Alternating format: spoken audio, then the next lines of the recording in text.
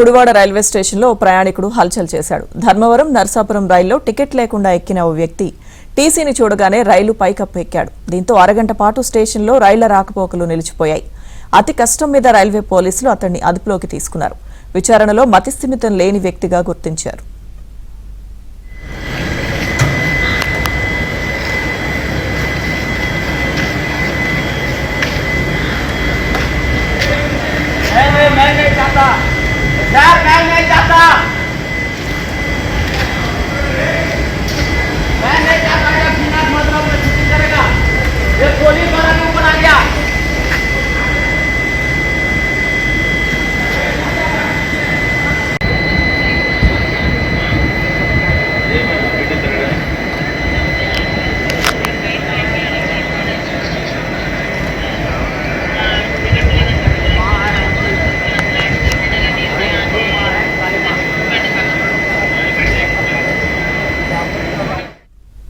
కృష్ణా జిల్లా గుడివాడ రైల్వే స్టేషన్లో ప్రయాణికుడు హల్చల్ చేశాడు.